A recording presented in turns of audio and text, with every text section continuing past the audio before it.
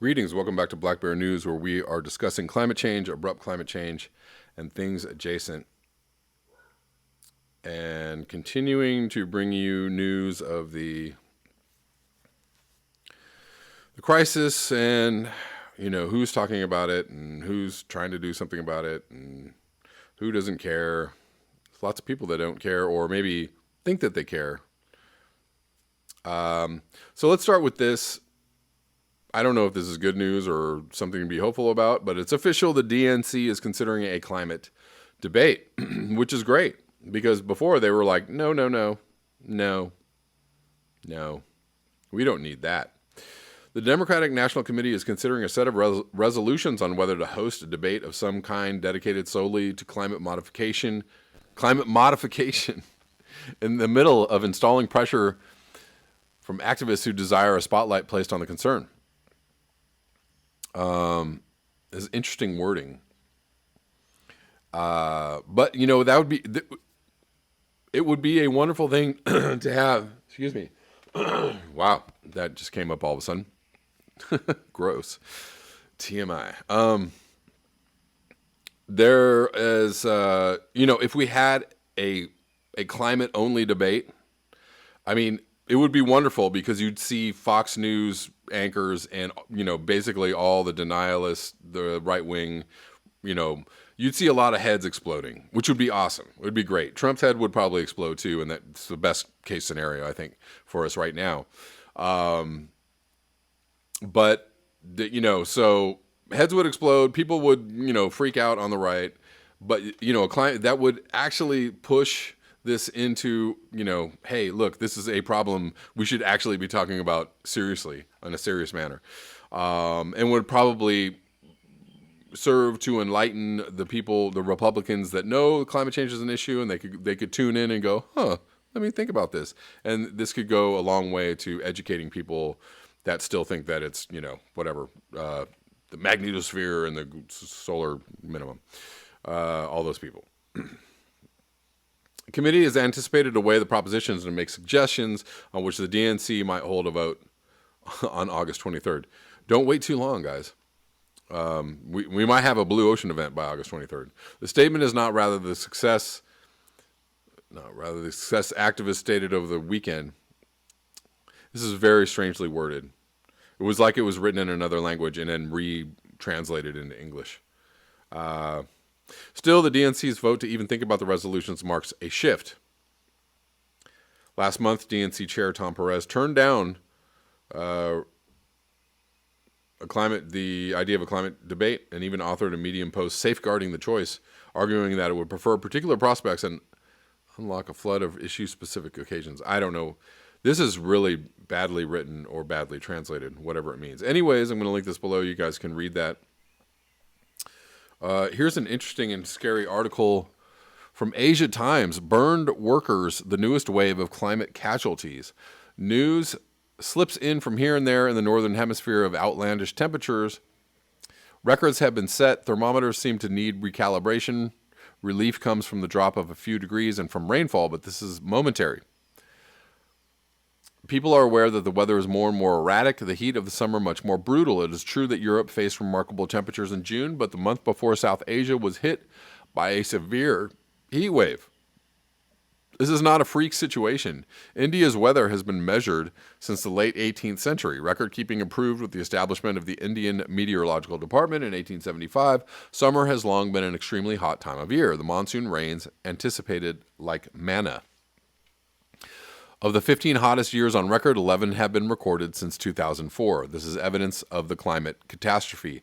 Churu in the state of Rajasthan was the hottest town on the planet recently at 50.8 degrees Celsius. This is not far from the highest recorded temperature on Earth at Death Valley, California, and Mitraba, Kuwait, of 54 degrees. The government of India recorded an entire month's worth of days as having experienced heat waves, an entire month of heat waves.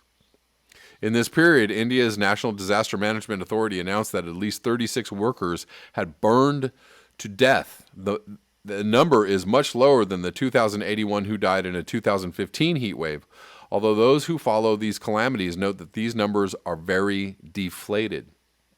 So maybe, later in the year or next year, they'll go, oh no, really, actually, thousands of people died. Or, hundreds of people died, whatever it is. 9 out of 10 Indian workers are in the informal sector, hundreds of millions of them in construction and agriculture. The most exploited of these workers toil in the hot sunshine, part of the frenzied expansion of India's cities and part of the crisis-ridden agrarian sector. When these very poor workers die, few pay attention. Their deaths are often recorded not from heat stroke or exhaustion, but as merely unknown causes. Working on a warmer planet, the International Labour Organization has just released a brief but very important report on the impacts of heat stress on workers. What the ILO finds is that areas of the world most threatened by heat deaths of workers are South Asia and West Africa. Agriculture and construction workers, the ILO says, are the most vulnerable to death from rising temperatures. If heat rises above 35 degrees, much less than the temperature in central and northern India this year, then it restricts a worker's physical functions and capabilities, and if it goes above 39 degrees, it can lead to heat exhaustion and death. Paul Beckwith has done a few videos on this recently, and I'm going to cover some of that in the near future. What happens is that as temperatures rise, the body cannot endure the excess heat. This is what is known as heat stress.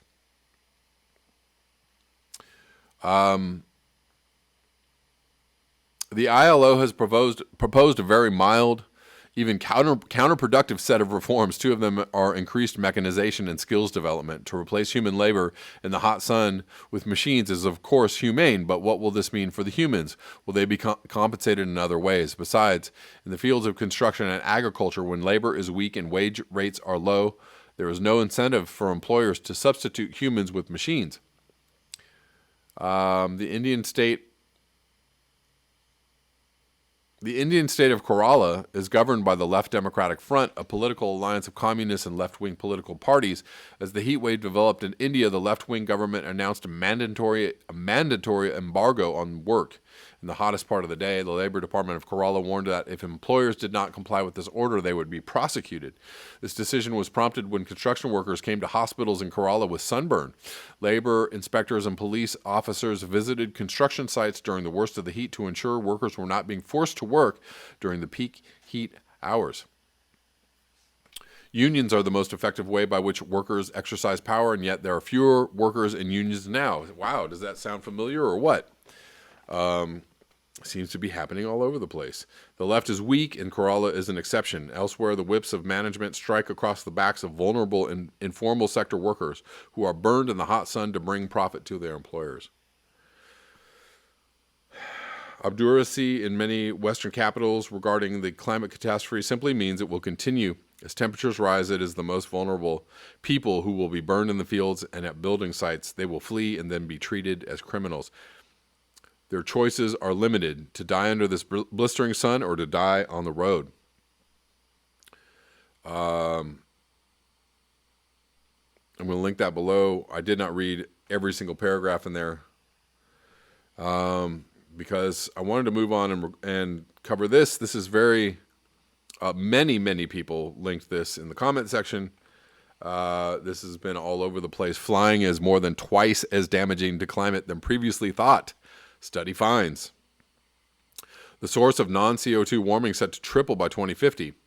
The trails left by planes in the sky have more damaging effect on the climate than all the carbon dioxide ever emitted from their engines. A study has revealed. Sorry. Anybody remember the cartoon Chopper Bunch? Anyways, the leader always said, "Start your engines." These tracks called contrails linger in the sky as ice clouds and trap heat in the Earth's atmosphere. This is an unaccounted source of climate warming from air travel. Researchers from the Institute of Atmospheric Physics in Germany now say the problem is set to triple by 2050. It is important to recognize the significant impact of non-CO2 emissions such as contrail cirrus on climate and to take those effects into consideration. And, there's a lot more to say about this. I know that the geoengineering people are going to be all over this. It would be really, really nice if we knew exactly what was going on with contrails and contrail-created cirrus, and if there were studies going on around this. This is, obviously a study that is being cited. But I have a lot more to say about this, but I'm not going to say it in this video. The Corsica Agreement, in which the UN schemed to offset air traffic carbon emissions from 2020, ignores the non-CO2 climate impacts of aviation.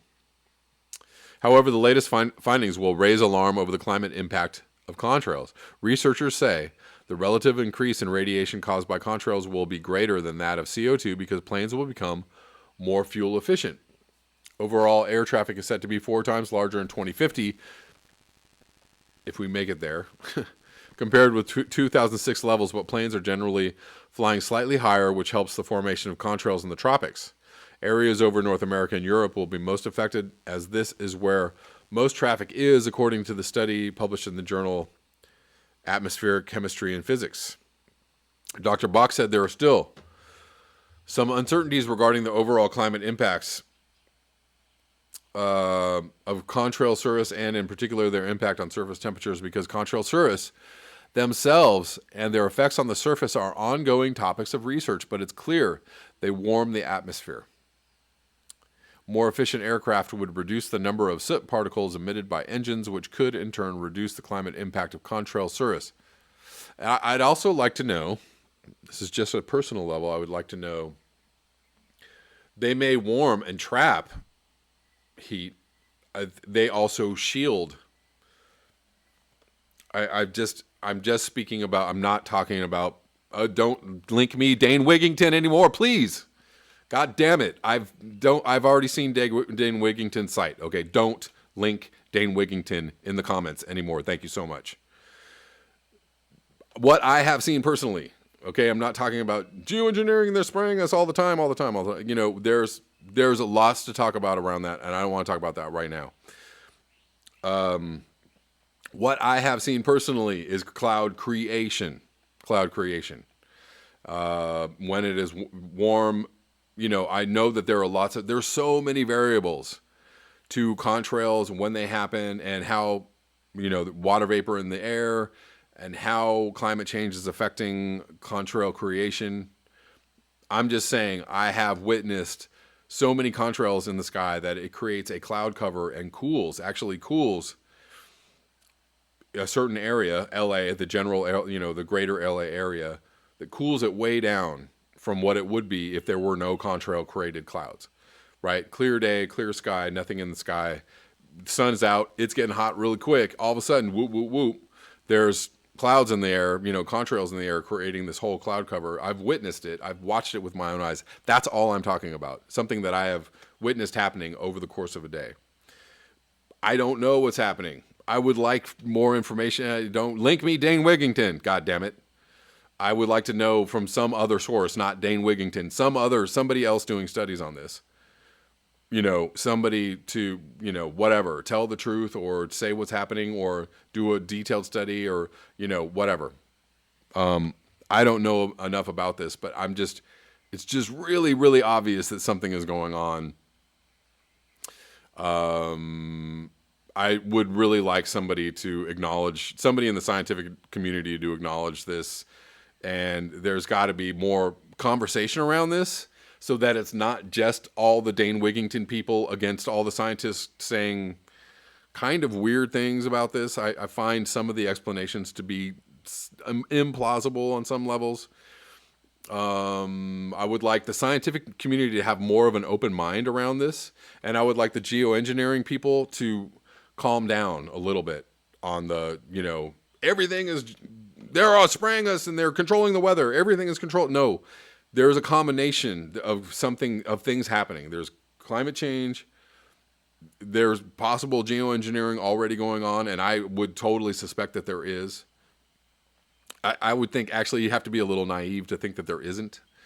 You really got to be like, really? No, they're not lying to us. The government's not lying to us. They're not telling us things.